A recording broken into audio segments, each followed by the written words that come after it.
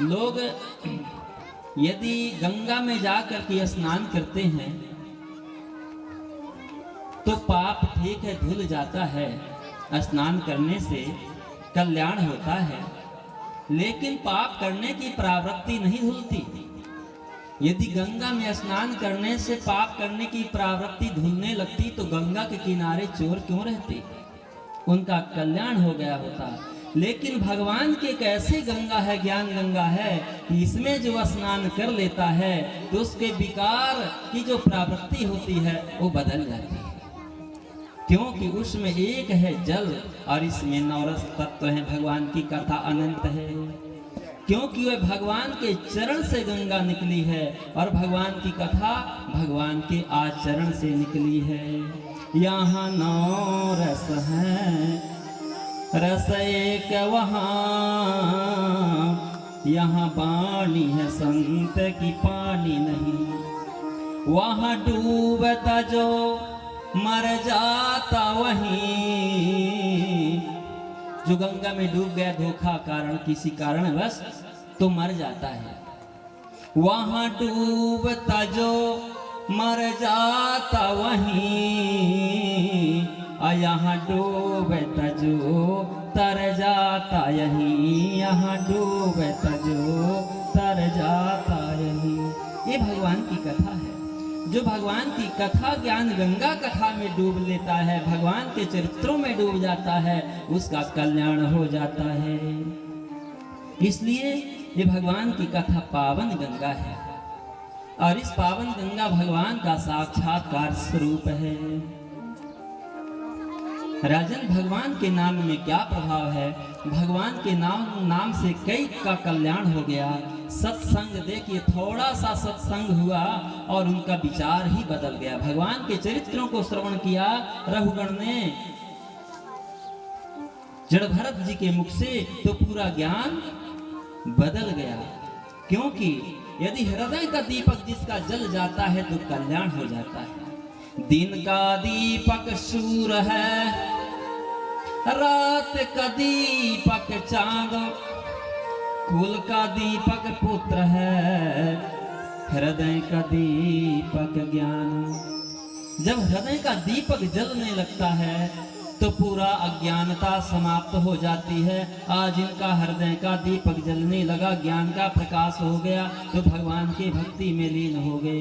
ये किसका प्रभाव?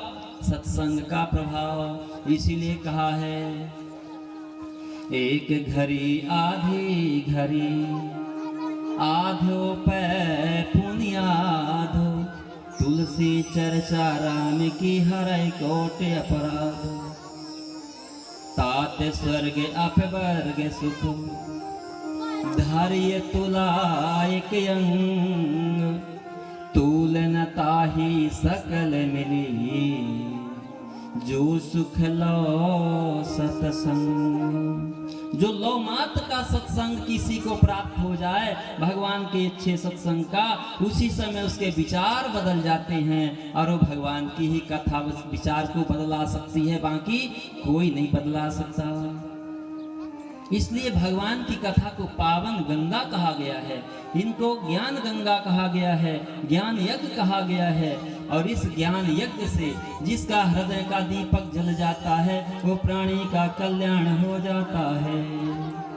भगवान के चरित्र का, भगवान के नाम। और कहा भी गया है कि इस कलयुग में सबसे उद्धार होने का सबसे सुंदर सरल उपाय है, जो प्राणी मनसा वाचा कर्मणा से अपने सत्य का धारण कर ले, झूठ ना बोले, कपट न करे, दूसरे का बना न सके तो बिगाड़ने की चेष्टा न करे, और अपने घर में बैठ कर के भगवान का नाम जप करते रहे, तो कहीं जाने की जरूरत नहीं है, घर ही में तीर्थ बन जाएगा। किसी ने कहा है कि घर ही में तीर्थ बनौवे, मंदिर हम काहे कजौवे। सब कुछ यहीं पर है।